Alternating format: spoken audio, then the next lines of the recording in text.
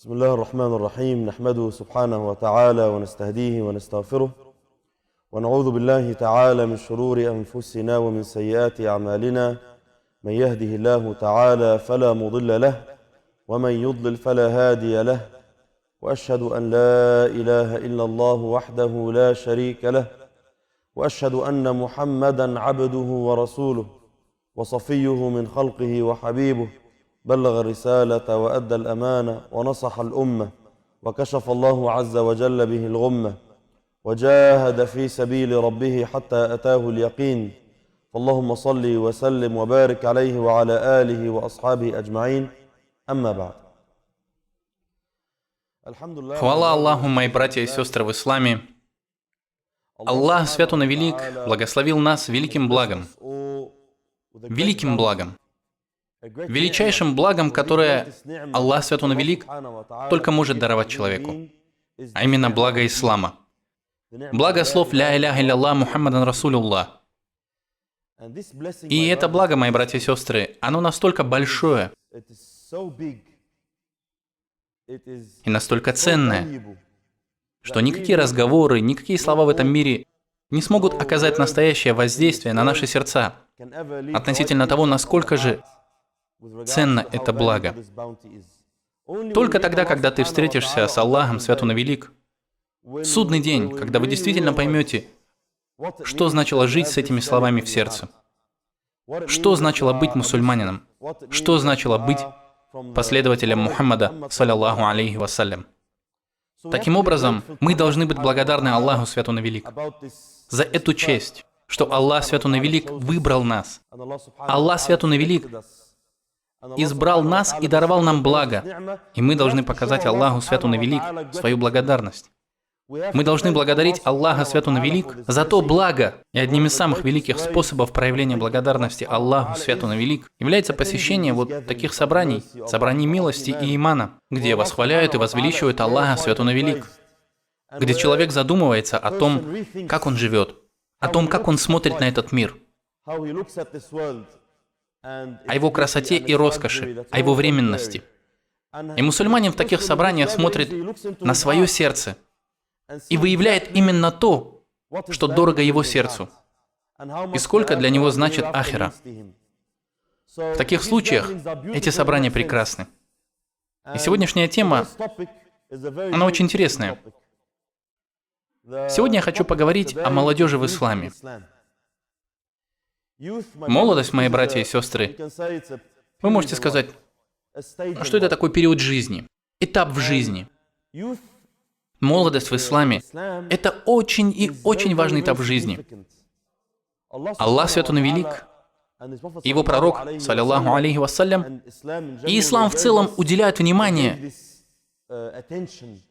и сосредотачиваются именно на этом периоде жизни, на молодости. Почему же это? Это очень и очень просто. Потому что эта религия, мои братья и сестры, основана на имане. Эта религия полностью состоит из имана и веры в скрытое. Аллах, свят Он и велик, в начале суры Бакара говорит: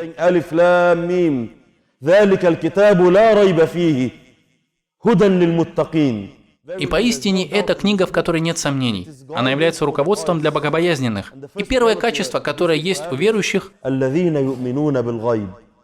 это те, которые веруют в скрытое». Если мы посмотрим на наш иман, мои братья и сестры, то увидим, что он нуждается в большой работе. Кроме тех, кого сохранил и избрал Аллах, наш иман нуждается в огромной работе, потому что в нем существует огромная дыра между тем, что мы говорим, и тем, что в наших сердцах. Огромная разница.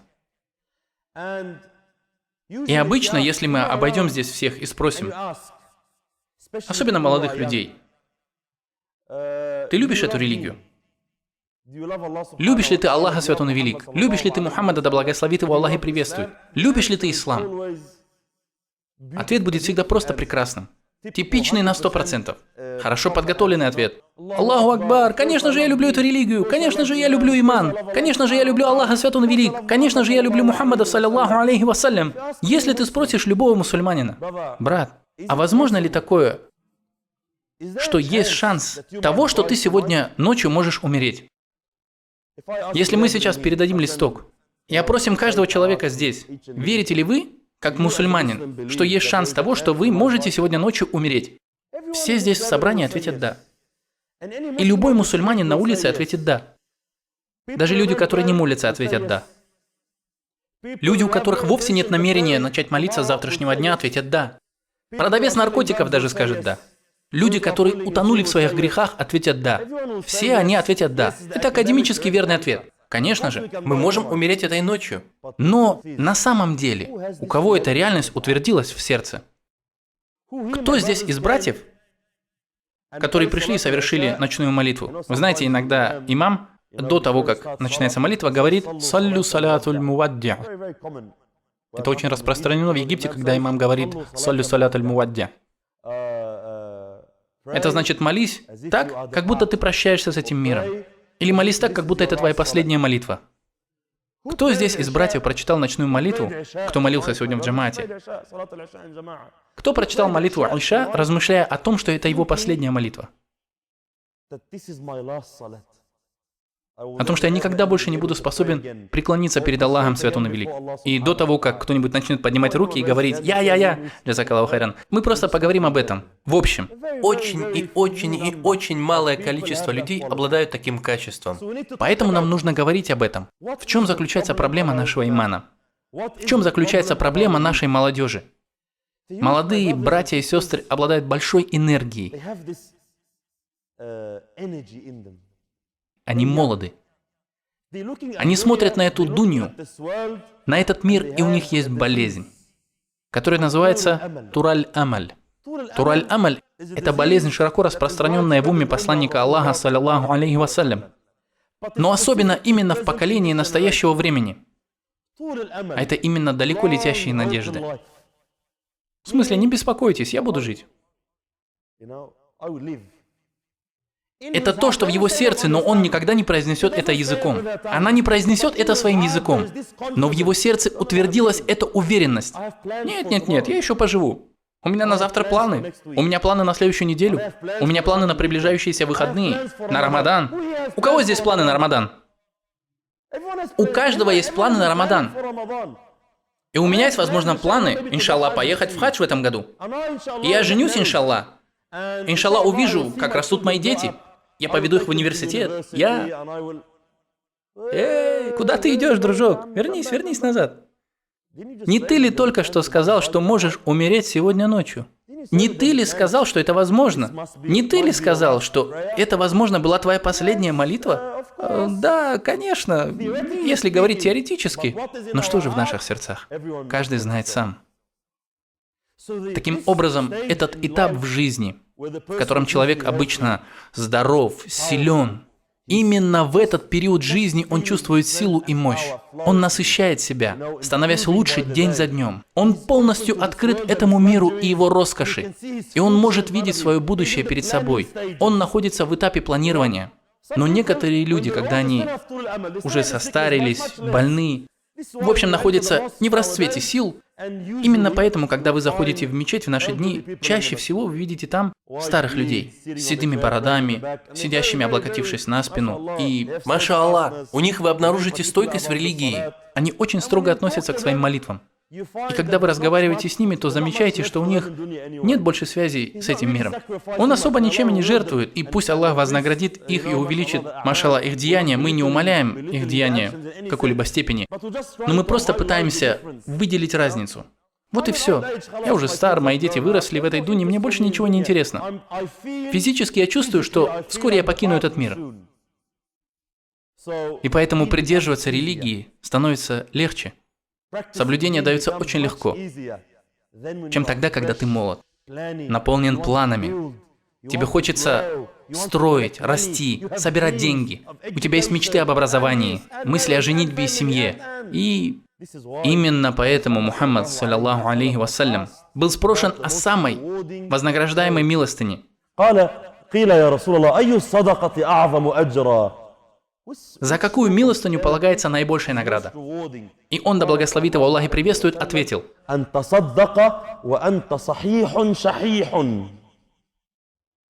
такая милостыня, когда ты даешь садака, тогда, когда находишься в полном здравии, أن تصدق وأنت صحيح شحيح. То есть в расцвете сил. А ты все копишь и копишь. Я коплю, чтобы купить большой дом, жениться. Я коплю на хорошую машину. Я коплю деньги и не хочу их тратить. Я крепко ухватился за них. أن تصدق وأنت صحيح شحيح تخشى الفقر. Вы беспокоитесь о бедности, но вы продолжаете жить. И вы надеетесь, что богатства этого мира придут к вам. Это и есть наилучшая садака, то есть период молодости. Почему? Потому что она включает в себя наибольшее пожертвование. Здесь же человек находится на своем предсмертном одре. Вот и все. Я умираю, ангел смерти уже постучался в дверь. У меня больше нет надежды на эту жизнь. А мне больше не за что здесь цепляться. И он начинает говорить: раздайте это тому-то, а вот это подарите этому. Он становится очень щедрым почему-то. Потому что он покидает этот мир. Он больше не привязан к нему. Вот почему, мои братья и сестры, поклонение Аллаху, исследование прямому пути в этот период жизни, то есть молодости, наиболее любимо Аллаху Свят Он и Велик. Это приносит довольство Аллаха. Посмотрите на молодежь уммы в наши дни. Они полны надежд и привязанностью к этому миру. Полны планов и направлены на то, чтобы строить. И у них очень большие планы на будущее. Мирские планы. И поэтому сосредоточиться на религии в этот период жизни ему дается с очень большим трудом. Он переполнен желаниями, она полна желаниями. Все они полны, маша Аллах, здоровья и желаниями. И перенаправить себя на религию очень и очень трудно. Именно поэтому пророк, да благословит его Аллах и приветствует, сказал в этом удивительном хадисе: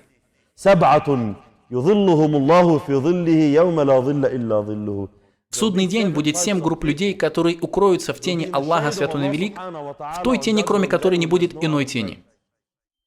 Такая честь, братья и сестры, клянусь Аллахом. Я прошу Аллаха Свят Он и Велик сделать нас из числа этих людей. Всегда делайте дуа в своих молитвах, чтобы Аллах Свят Он и Велик воскресил вас в судный день в этой тени.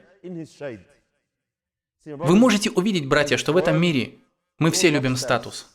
Даже если все мы отрицаем это своими языками, но все мы любим статус. Когда на улице появляется съемочная группа какой-нибудь программы, тебе хочется там появиться. Они стоят, снимают, и тебе хочется засветиться на телевидении. Ты говоришь: «Эй, переключите на такой-то канал! Меня там покажут сегодня в 6 часов вечера в прямом эфире! Аллаху Акбар!» Мы любим славу. Но слава этого мира, мои братья и сестры, она временна. Это вообще не важно. Но некоторых людей мы знаем по их славе в ахирате. Они беспокоятся о своем положении в ахирате. Некоторые люди будут воскрешены перед посланником Аллаха, да благословит его Аллах и приветствует. Некоторые же будут в тени Аллаха, в безопасности, в то время как другие будут обеспокоены и стоят под солнцем. Пророк, да благословит его Аллах и приветствует, сказал: в судный день расстояние солнца от человека будет равно 1 миле. И передача хадиса говорит: клянусь Аллахом, я не знаю, что он имел в виду под мили. Имел ли он в виду расстояние, или же он имел в виду палочку, которую мы используем для того, чтобы подводить глаза сурьмой. Что же конкретно имелось в виду, я не знаю. Что он, да благословит его Аллах и приветствует, имел в виду. Но несмотря на это, в данное время Солнце находится на расстоянии более 150 миллионов километров. И если вы останетесь под ним на некоторое время, вы получите загар. А представьте, что будет в судный день. Некоторые люди будут воскрешены в тени Аллаха Свят Он и Велик, в безопасности, в мире. قال صلى الله عليه وسلم 7 يظلهم الله في ظله يوم لا ظل إلا ظله. Первый из тех, кто будет под тенью, это справедливый правитель. Второй وشاب نشأ في عبادة الله عز وجل. Это молодой юноша или девушка, конечно же, которые выросли и потратили этот период жизни, то есть молодость, в то время как вы были наполнены надеждой и привязанностью к этому миру. Они контролировали себя и провели этот период своей жизни в покорности Аллаху Свят Он и Велик. В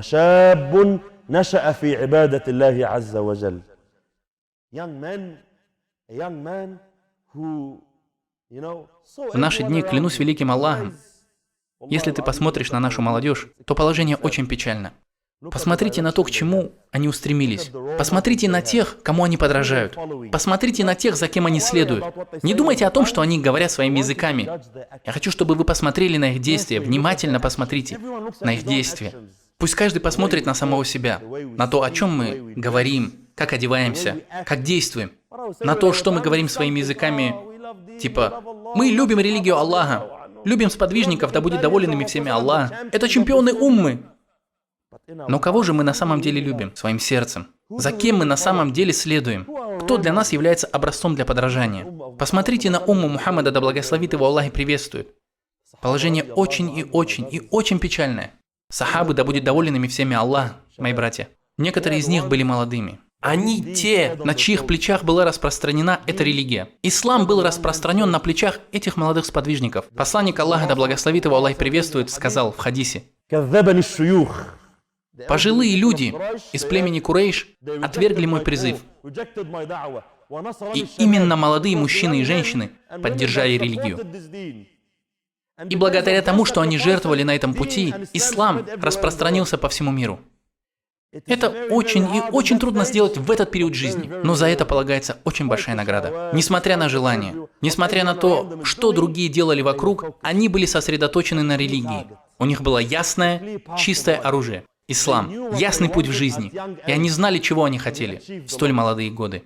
И поэтому они многого достигли. Они отличаются от тех, кто поздно понимает смысл жизни, поздно понимает, что уже нет больше времени на пустые дела. Нет, это были молодые люди в юном возрасте. Это были именно те люди, с которых нужно брать пример. Клянусь великим Аллахом, стыдно видеть положение уммы в наше время, мои братья. В первую очередь позор мне. Я ни на кого не показываю пальцем. Каждый должен стыдиться за самого себя. Что в его время, в его эру, я родился в это время, и Аллах Свят Он Велик не случайно выбрал это время для тебя. Это твое испытание, это тест. Не нужно жаловаться типа: «О, сейчас времена фитны, времена коррупции». Аллах Свят Он Велик выбрал для тебя это время, это твой тест. Он сделал это для тебя, и ты должен сдать этот тест на отлично. Но что мы делаем? Мы начинаем жаловаться. Мы выбрали путь постоянных жалоб. Если мы посмотрим вокруг, то увидим, куда идет наша молодежь, на что она направлена, и каковы мои действия по отношению к этому. Обойдите всех и спросите молодых мужчин и женщин. Перечисли для меня имена 50 сподвижников посланника Аллаха, саллиллаху алейхи вассалям. Всего лишь 50. Возможно, маша Аллах, религиозные братья, которые читают сиру, смогут ответить. Но я вас уверяю, 95%, давайте будем оптимистами, 95% из уммы посланника Аллаха, да благословит его Аллах и приветствует, не смогут ответить. Они будут говорить что-то типа Абу Бакр, Умар, Уthман, Али, да будет доволен ими всеми Аллах, Биляль, да, еще Биляль, Зейд. А потом они начнут увиливать от ответа. Но если я сказал бы вам, мусульманам, кипящим от протеста и злости, перечислите мне имена 50 актеров и актрис и знаменитостей. Голливуд, Болливуд, за какими из них вы следуете? Люди скажут: 50? Да я тебе 100 назову, если хочешь. Мы сейчас о каком периоде говорим? 80-е? 90-е? Спрашивай, я готов. А спортсмены? Да, любого назову. У меня есть друзья, которые даже знают счета их игр, результаты игр, даже прошедших с момента их юности и до наших дней.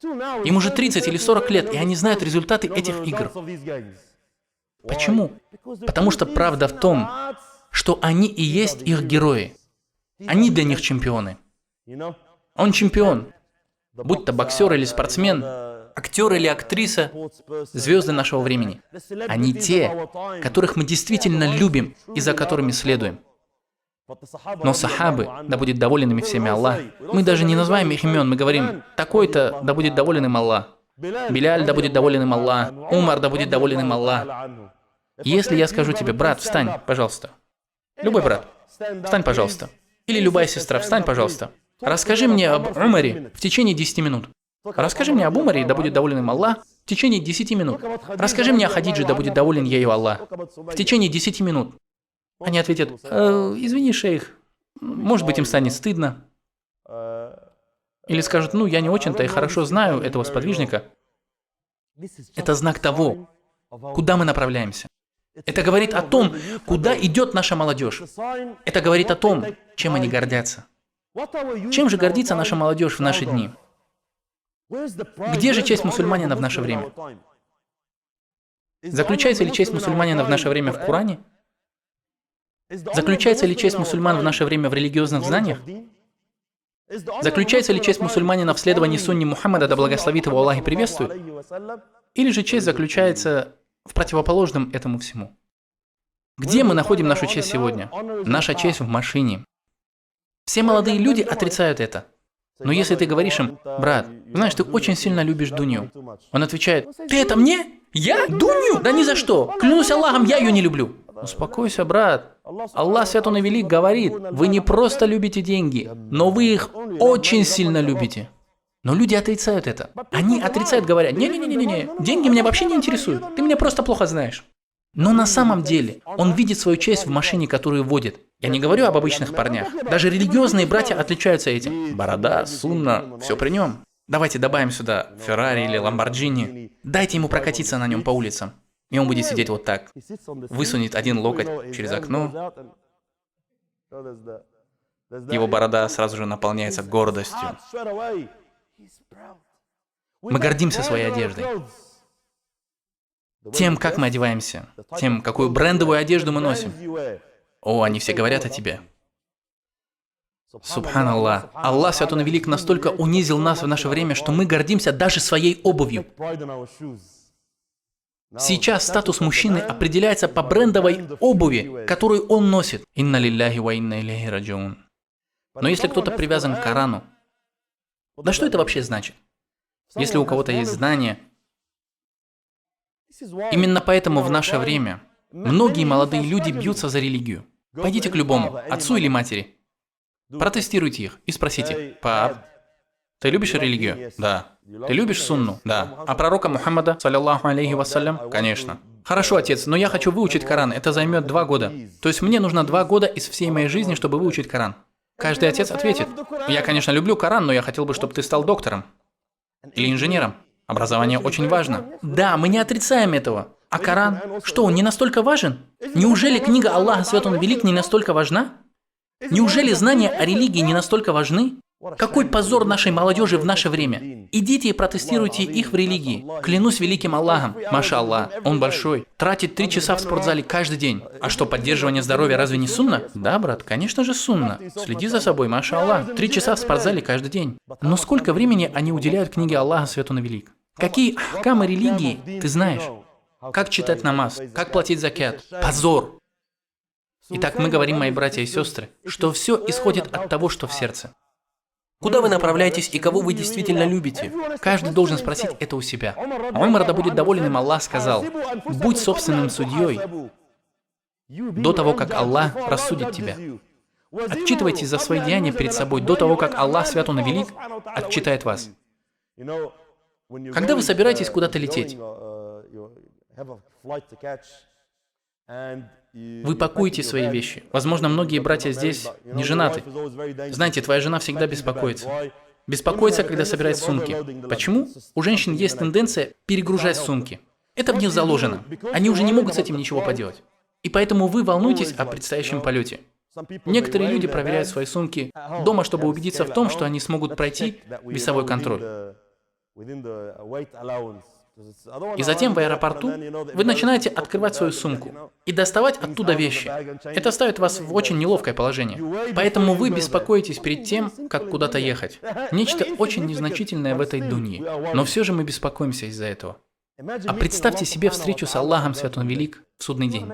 Поэтому Умар, да будет доволен им Аллах, сказал: отчитывайтесь за свои деяния, проверяйте цену имана в своем сердце до того, как Аллах предъявит это все вам. Кого же ты действительно любишь? Кто для тебя образец для подражания? На кого ты хочешь быть похожим до такой степени, что ты работаешь для этого днями и ночами напролет?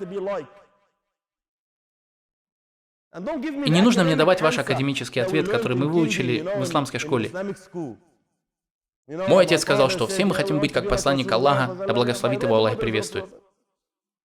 Мой образец для подражания посланник Аллаха, саллиллаху алейхи вассалям. Брат, прошу, не нужно пустой болтовни. Нам нужны действия, нам нужна реальность. Что действительно в наших сердцах? За кем мы на самом деле следуем? Кого мы на самом деле любим? На кого мы хотим быть похожи до такой степени, что мы обеспокоены этим днями и ночами?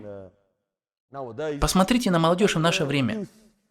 Скажите любому молодому парню или девушке, скажите им, что что-то является сунной. Это сунна, брат. Это сунна, сестра. И что мы обычно слышим в ответ? Мы слышим, как они вздыхают с облегчением. Сунна? Хвала Аллаху, Господу миров. А что это значит? Это значит, что это сунна, и мне не нужно это делать. Альхамдулилля. Многие люди приходят и задают этот вопрос. Брат, это сунна или фард? Почему же он спрашивает? Он не спрашивает для того, чтобы набраться знаний. Он спрашивает потому, что если это обязательно делать, то он будет чувствовать себя виноватым. Если же это сунна, то альхамдулилля. Мне стало страшно на пару минут, но ты успокоил меня, альхамдулилля. Это только лишь сунна. Это именно то, что в наших сердцах. О, это всего лишь сунна. Путь Мухаммада, да благословит его Аллах и приветствует, стал всего лишь сунной. Я не знаю, есть ли у вас тут в Катаре двойники Майкла Джексона, но они есть в Австралии и даже в Египте. Помню, когда я учился в школе, в выпускном классе у нас были друзья, один из которых был двойником Майкла Джексона. Мусульманин или не мусульманин, неважно. Но этот человек знал все его движения. Он танцевал, как он, одевался, как он, разговаривал, как он. И даже ходил, как он. И в Австралии они в какой-то степени достигли высокого уровня среди таких двойников. Они даже готовы лечь под нож хирурга. Они тратят огромные деньги на то, чтобы делать пластические операции, чтобы выглядеть как Майкл Джексон.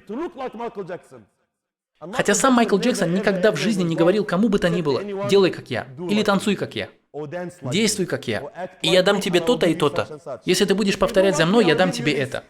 Он никогда этого не просил. Но люди все еще следуют. Почему? Потому что в их сердцах утвердилась любовь. Они никогда не спрашивали: «Майкл, если я сделаю это, ты дашь мне деньги?» Нет, ему вообще до тебя нет дела. Но в сердцах эти люди любят его. Поэтому, когда они действительно его любят, они не спрашивают о том, сколько награды им полагается за следование ему. Они просто следуют. В наши дни вся наша молодежь заявляет о своей любви к посланнику Аллаха, да благословит его Аллах и приветствует. Но когда вышли эти карикатуры в Норвегии, Дании и всех этих странах, и до сих пор, если кто-то на Западе хочет стать известным, они начинают оскорблять или писать что-либо о Мухаммаде, саллаллаху алейхи вассалям. Потому что все мусульмане сразу же начинают выходить на протесты с угрозами. Мы сделаем с вами то-то и то-то. Утром они идут протестовать, а вечером они сидят и кушают в Макдональдсе. Идут в Макдональдс, KFC и так далее. Мы очень злые за оскорбление в адрес посланника Аллаха, да благословит его Аллах и приветствует. Он весь бритый, одетый как поп-звезда. В одни только бренды. Кто вообще решает, что входит в моду в этом году? Особенно сестрам. Кто решает, что является стильным в этом году? Они все говорят: «Мы любим сунну, мы любим сунну». Вы вообще знаете, как выглядит одежда по сунне? Если ты одет по сунне и идешь по улицам, люди начинают думать: «Этот парень какой-то неудачник. Он, наверное, нищий, оставьте его. Он не стильный, он не модный». Он даже не знает, что сейчас в обществе происходит. Мы хотим быть современными, хотим быть одними из последователей моды. Но мода не является сунной посланника Аллаха, да благословит его Аллах и приветствует. Молодежь этой уммы, будь то женщины или мужчины, оставили наилучшее благо, которое даровал им Аллах. Они оставили путь Аллаха, путь его пророка, да благословит его Аллах и приветствует, и путь сподвижников, да будет доволен им всеми Аллах, которые неуклонно следовали за Мухаммадом, саллаллаху алейхи вассалям. Сегодня молодежь последовала за своими страстями, за людьми, которые сами не знают, куда идут. И что они делают? Они просто следуют, как Аллах Свят Он Велик описывает их. Они подобны скотине. Но являются еще более заблудшими, потому что они следуют даже не размышляя, не спрашивая себя: а почему я это делаю? Почему я вот так разговариваю? Почему я веду себя вот так? Кто мой образец для подражания? Это вопрос, который мы хотим задать вам сегодня. Сахабы, да будет доволен ими Аллах, мои братья, Несмотря на то, что некоторые из них были молодыми, они не были обычными парнями. Они были настоящими героями. Герои, достигшие довольства Аллаха в то время, как они ходили по земле. В одном прекрасном хадисе посланник Аллаха, да благословит его Аллах и приветствует, говорит так. Что в судный день, когда Аллах Свят Он и Велик прикажет одним людям войти в рай, а другим в ад, и когда люди войдут в рай, они будут предаваться его роскоши, реки из меда и молока, Сладкая вода и вино. Аллаху Акбар.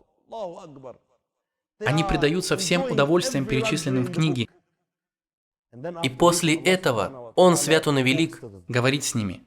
И он говорит: «О люди рая, хотите ли вы чего-нибудь еще?»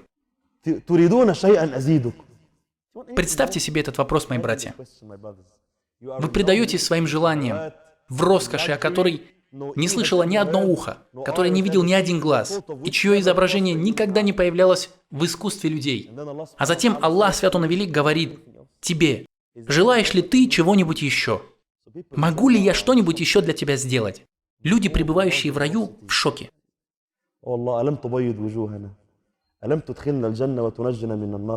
Они уже находятся в щедрости Аллаха. «О Аллах, Ты уже осветил наши лица. О Аллах, Ты уже спас нас от огня. Ты даровал нам рай. О чем же мы еще можем Тебя попросить?» Аллах отвечает им: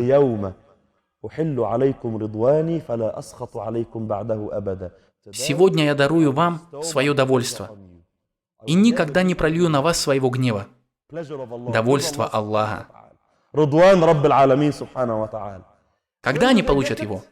Не в момент смерти, не в могиле, не на равнине судного дня.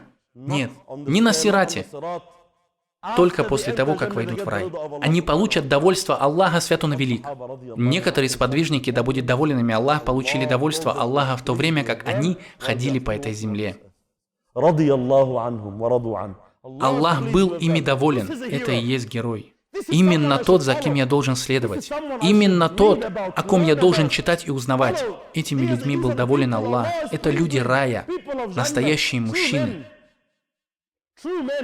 Аллах, свят Он и велик, мои братья, дважды описал в Коране настоящих мужчин. Люди спросят: что ты имеешь в виду под «описал мужчин»? Я вообще-то мужчина. Ты отвечаешь: нет, нет, нет, брат. Ты не мужчина, ты просто человек мужского пола. Они говорят: я мужчина, я сильный. Ты просто человек мужского пола. Я не думаю, что слово «риджаль» относится к полу. И это не означает принадлежность к женскому или мужскому полу. Аллах, свят Он и велик, дважды описывает мужчин. в первом описании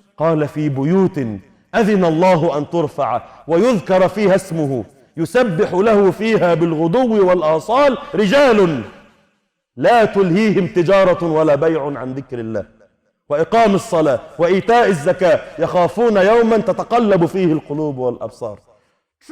настоящие мужчины. Аллах, свят Он и велик, описывает его дома, то есть мечети. Аллах даровал им разрешение на то, чтобы воздвигнуть их на земле. В этих домах восхваляют и превозносят Аллаха, свят Он и велик. Его восхваляют и превозносят в этих домах с утра и до вечера. Настоящие мужчины. Каково же их описание? Никакой бизнес, ни торговля, ни работа, ничто не отвлекает их от поминания Аллаха, свят Он и велик. Ничто не встает между ними и Аллахом, ничто не может отвлечь их. Они есть настоящие мужчины. Я пришел на утреннюю молитву, прочитал Айша, машаллах. Я вышел из своей гостиницы утром и подумал: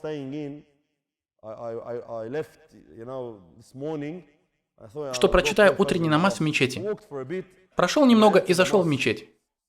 И я уверяю вас, мы не смогли заполнить даже один ряд.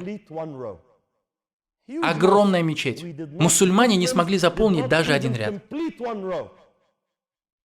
И это умма Мухаммада, да благословит его Аллах и приветствует.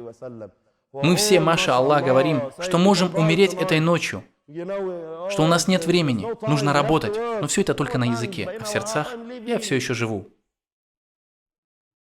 Поэтому Аллах, свят Он и велик, сказал: они и есть настоящие мужчины. Никакой бизнес, никакие мирские дела не отвлекают их от поминания Аллаха, свят Он и велик. Во втором аяте Аллах, свят Он и велик, говорит: среди верующих мужчин Не все верующие, но некоторые из верующих являются настоящими мужчинами, которые верны завету, который они заключили с Аллахом. Некоторые из них умерли на пути Аллаха. Они умерли на джихаде. А другие, он тоже мужчина. Он тоже очень сильно стремится умереть на пути Аллаха.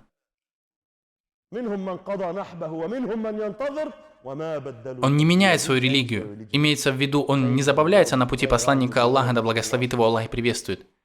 Это и есть настоящие мужчины. Говорят, что второй аят был ниспослан. О Мус'абе, да будет доволен им Аллах. Он был ниспослан по причине Мус'аба. Мус'аб, да будет доволен им Аллах. Это идеальный пример. Если я пройдусь и спрошу умму Мухаммада, да благословит его Аллах и приветствует, 1,7 миллиардов мусульман в наше время. Идите и спросите у них о том, кто такой Мус'аб ибн Умейр, да будет доволен им Аллах. Многие люди даже ни разу не слышали такое имя в своей жизни. А некоторые люди знают его имя, слышали о нем, но я как-то не могу вспомнить, кем он был и что он делал. Мус'аб, да будет доволен им Аллах, был молодым человеком, юношей, как и большинство братьев, которые сидят напротив меня, маша Аллах. Молодой. В свои юношеские годы он встретился с пророком, да благословит его Аллах и приветствует. Он призвал его, и Мус'аб принял ислам. И он был очень богатым юношей в Мекке. Его мать была очень богатой. Она все время ухаживала за ним, и если он проходил по улице, то по прошествии некоторого времени вы могли бы сказать по аромату в воздухе, что здесь недавно прошел Мус'аб, что Мус'аб прошел по этой дороге, да будет доволен им Аллах.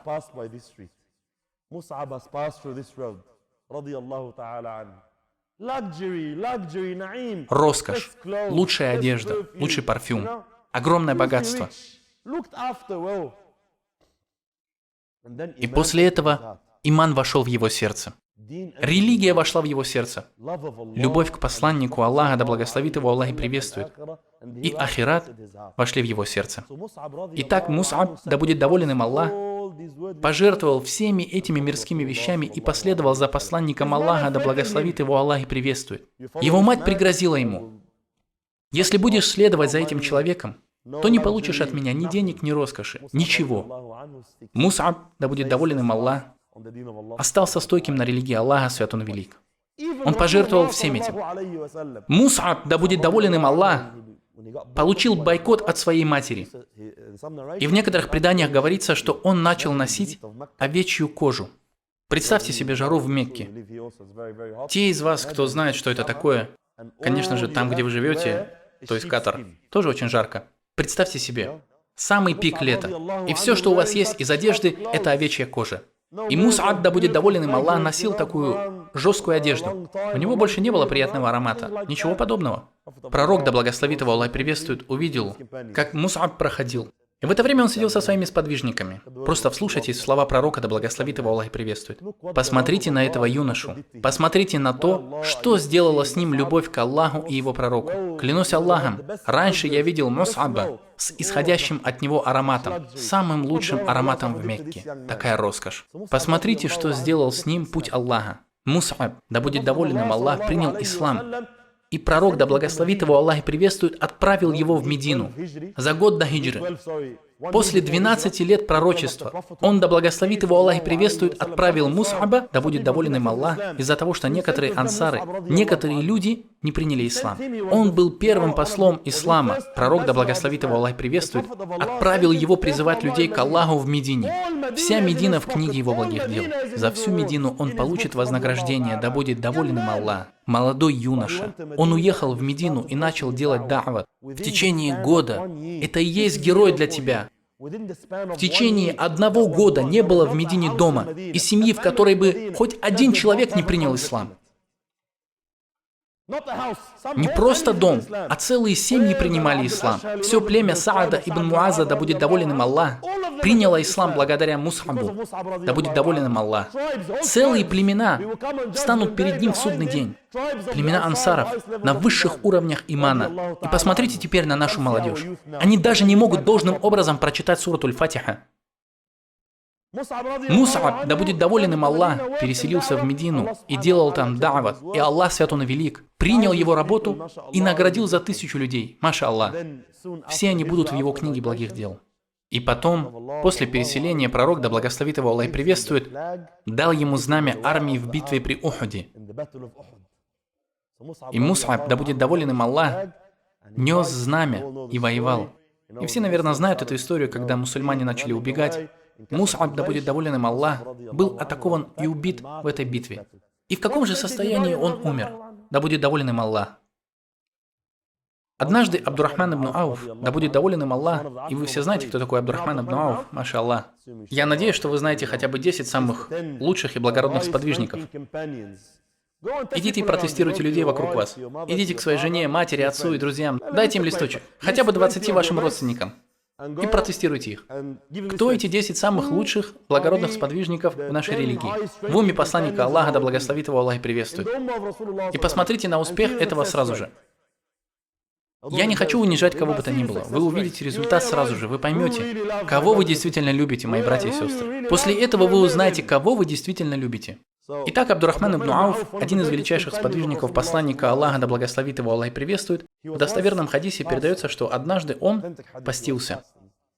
И ему принесли еду, и когда уже эту еду положили перед ним, а он еще постился.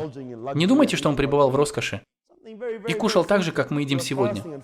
Еда была очень и очень простой. Он постился, и ему принесли эту еду. Он увидел эту еду и начал плакать, да будет доволен им Аллах. Я прошу вас, братья, когда мы читаем этот хадис, когда мы слышим эту историю, давайте постараемся уделить этому хотя бы минутку. Не надо прослушивать их поверхностно, постарайтесь понять, что эти сахабы, да будет доволен ими Аллах, чувствовали в своих сердцах. Этот человек постится, он не ест с исрафом, так, как это делаем мы. Перед ним лежала очень и очень простая миска с едой.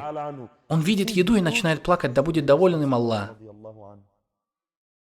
Почему же ты плачешь, о Абдурахман? Сам пророк, да благословит его Аллах и приветствует, сказал, что ты войдешь в рай. Что же еще ты хочешь? Пророк, да благословит его Аллах и приветствует, сказал, что ты войдешь в рай. Это гарантированно. Но Абдурахман, да будет доволен им Аллах, начинает плакать. И он все плачет и плачет. Что же случилось с Абдурахманом? Что же случилось? Абдурахман, пожалуйста, ешь. Затем он, да будет доволен им Аллах, говорит. Мус'аб, да будет доволен им Аллах, был убит в битве при Ухуде. Он был лучше, чем я. Посмотрите на скромность этого сподвижника, да будет доволен им Аллах. Он один из 10, кому был обещан рай. А Мус'аб нет. Но что же он говорит? Мус'аб, да будет доволен им Аллах, был убит в битве при Ухуде. Когда он умер, да будет доволен им Аллах, мы не могли найти кусок ткани, чтобы использовать как саван. Мы не могли найти для него саван в этой дунье. В битве при Ухуде было убито 70 сподвижников. Настоящих мужчин, да будет доволен ими Аллах.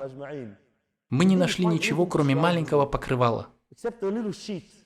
И когда мы закрывали им его голову, то открывались его ноги. А когда прикрывали ноги, открывалась голова. И мы пошли к Мухаммаду, да благословит его Аллах и приветствует, и спросили его, что же нам делать, о посланник Аллаха? Пророк, да благословит его Аллах и приветствует, ответил, покройте его голову и положите на его ноги какую-нибудь траву, какую-нибудь растительность. И затем Абдурахман, да будет доволен им Аллах, сказал в одном удивительном высказывании, я опасаюсь, что вознаграждение за наши деяния, вознаграждение за наши пожертвования будут даны нам в этой дунье, и мы ничего не получим там, в ахирате. Так Абдурахман ибн Ауф, да будет доволен им Аллах, говорил о величайшем мужчине, о Мус'абе ибн Умейре, да будет доволен им Аллах. Когда он умер, не было даже савана, чтобы завернуть его. Но какую позицию перед Аллахом занимает Мус'аб? Настоящий мужчина, мои братья. О нем и о таких, как он, был ниспослан этот аят. Настоящий мужчина. А являемся ли мы настоящими мужчинами? Есть ли у нас такие качества? Знаем ли мы что-либо об этих людях? Нет. Шайтан нас одурачил. Шайтан обманул нас всеми уловками, перечисленными в Коране. Нас обманывают всеми этими уловками, которые перечислены в книге Аллаха, свят он и велик, в которой Аллах говорит: «О люди, обещание Аллаха истинно. Не позволяйте этому миру обмануть вас. Не позволяйте шайтану обмануть вас. Нас обманывают всеми уловками, перечисленными в книге. Почему же это? Шайтан приходит ко мне, и к тебе, и ко всем здесь, ко всем молодым. И что он им говорит? Не стоит переживать о религии сейчас. Он не говорит тебе, чтобы ты не молился, или чтобы ты умер без веры, или без Корана, или без молитвы. Он тебе так никогда не скажет, чтобы ты умер, например, на грехе. Но он говорит, ну, не сейчас. Он разговаривает с тобой как религиозный советчик. Он говорит с тобой, как будто бы он твой лучший друг мусульманин. И говорит, послушай, дорогой, ведь сейчас у тебя школа. Иншалла, я тебе обещаю. Слушай, если ты будешь надрываться сейчас, то ты сломаешься. Потихонечку, потихонечку. Сейчас у тебя школа, тебе нужно понять обстоятельства. Иншаллах, когда ты закончишь школу, иншаллах, я сам поведу тебя в мечеть. И что происходит? Идите к любому школьнику в средней школе. Брат, пошли в мечеть. Сестры, давайте изучать религию. Давайте начинать практиковать религию. Они начинают, о, шейх, я клянусь Аллахом, ты знаешь, я люблю религию, я люблю ислам, Аллаха, но сейчас очень трудный период в моей жизни, очень и очень серьезный период в моей жизни. Иншаллах, когда я закончу школу, Аллаху Акбар, что же я сделаю? Я закончу школу и буду ходить в мечеть, буду делать да'ват, я выучу Коран, я буду все это делать. И так он заканчивает школу. Затем поступает в университет, и ты подходишь к нему в университете и говоришь, брат мой, помнишь, в школе ты говорил, что сейчас займешься религией? И что же они ответят? Ах, мы так скучаем по школьным дням, где же наши школьные дни, субханаллах. Сейчас мы увязли в проблемах, и учеба намного труднее, нам нужно платить за нее. И я делаю это. Пожалуйста, шейх, клянусь Аллахом, я, иншаллах, после того, как я закончу университет, Аллаху Акбар, что же я сделаю? Я буду ходить в мечеть, я буду свободен. Жизнь наполнится религией. Хорошо, оставим его до тех пор, пока он не закончит университет. Вот он заканчивает университет, ты идешь к нему после этого и говоришь, брат, сейчас время для религии, время да'вата, сейчас ислам. Он отвечает, о, шейх, сейчас время фитны, мне нужно жениться. Маша Аллах, женись, иншаллах, свадьба, и после свадьбы появятся дети. А что говорят те, кто еще не женат? Моя самая большая проблема, валлахи, если я женюсь, то все в моей жизни станет на свои места. А что говорят те, кто женат? Ох, я скучаю по тем дням, когда я был холостым. Где же эти деньги? Спросите любую пару. Где дни свободы, когда я делал то, что я хотел? У меня было время на себя. Имам Шафии, да помилует его Аллах, сказал нечто прекрасное. В старые времена, если ты отправлялся на лодке в море, в океан, это было равносильно самоубийству. Они очень боялись океана. В Египте говорят, что если кто-нибудь выйдет в такое путешествие, то он может не вернуться. Имам Шафии говорит, что поистине тот, кто женился, тот прыгнул в океан. И если у него есть дети, то лодка ломается. Когда ты женат и у тебя есть дети, то у тебя очень и очень мало времени. Слишком много обязанностей. Мне нужно платить за это, и за счета, и за то, и мои дети, и мне нужно соблюдать свои обязанности. У меня совсем нет времени на религию. Ля иляха илля. Когда ты был ребенком, то сказал, что подождешь, пока вырастешь. Когда ты вырос, ты говоришь, что хочешь вернуться в детство. Когда же мы займемся религией, мои братья? Когда наступит время да'вата? Когда же молодежь нашей уммы поймет, что на их плечах лежит огромный груз. У них есть огромная работа. Вернуть ислам обратно на то место, на котором он был. У нас огромная работа. У нас нет ни одной лишней секунды. Однажды, и я, иншаллах, этим закончу. Я вижу, люди здесь уже устали. Однажды пророк, да благословит его Аллах приветствует, взял за плечи Абдуллу ибн Умара. Да будет доволен ими обоими Аллах. Он был юношей. Когда пророк, да благословит его Аллах приветствует, умер. Я точно не знаю, было ли Абдулле ибн Умару 18 или 20, точно не помню. Но он был молодым юношей во время жизни пророка, да благословит его Аллах приветствует. Ибн Умар передает о том, что пророк, да благословит его Аллах приветствует, взял меня за плечи. Возможно, арабы поймут этот жест. Когда ты хочешь кому-то сказать что-либо серьезное, то ты берешь этого человека за плечи.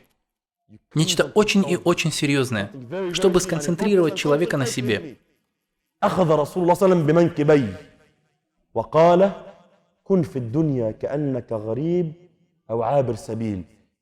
Он сказал мне: живи в этом мире как странник. Некоторые говорят, как путешественник.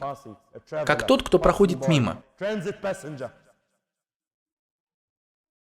Слушайтесь в слова пророка, да благословит его Аллах и приветствует. В одном высказывании он обобщил всю мою проповедь, весь мой разговор.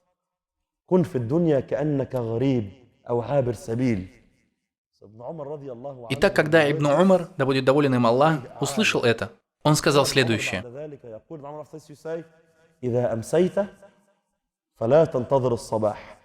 когда приходит ночь, не надейся, что доживешь до утра.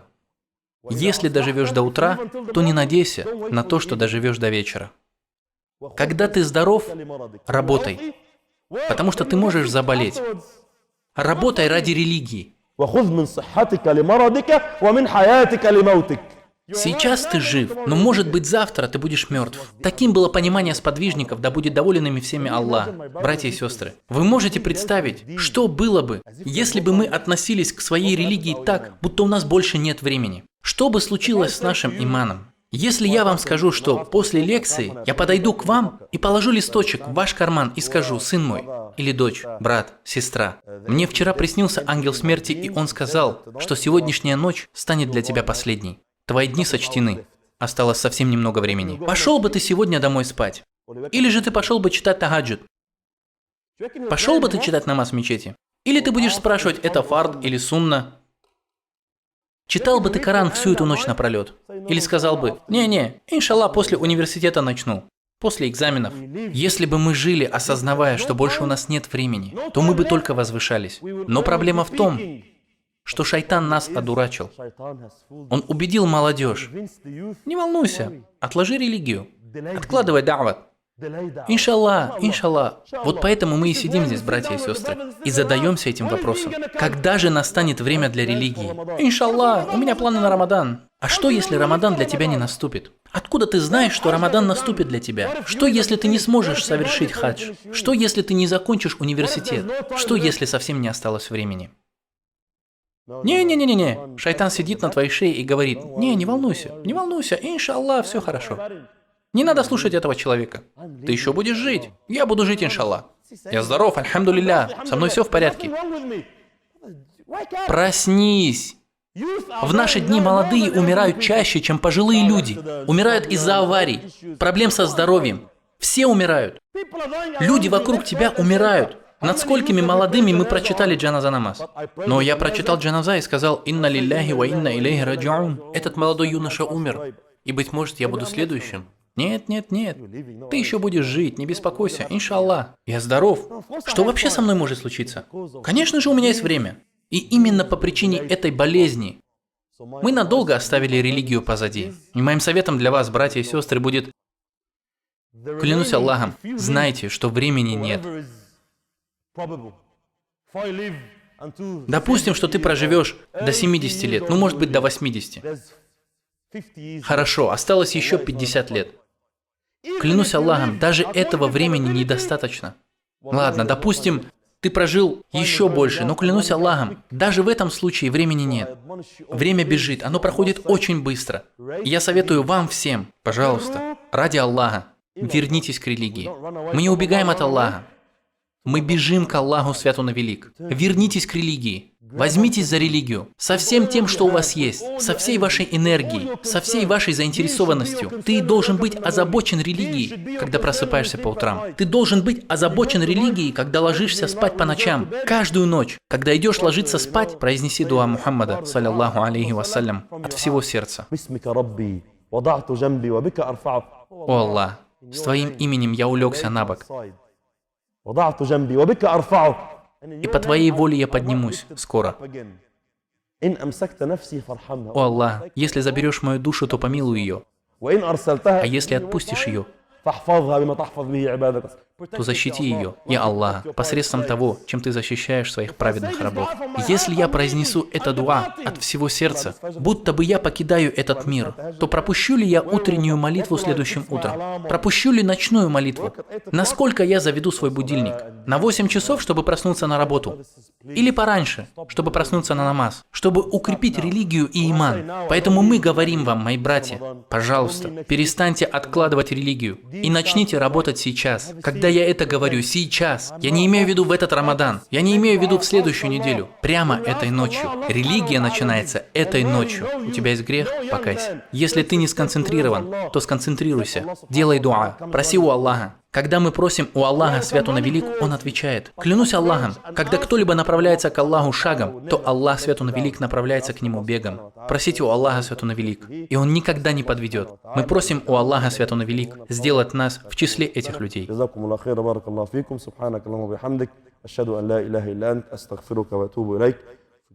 И простите меня за то, что я занял очень много времени.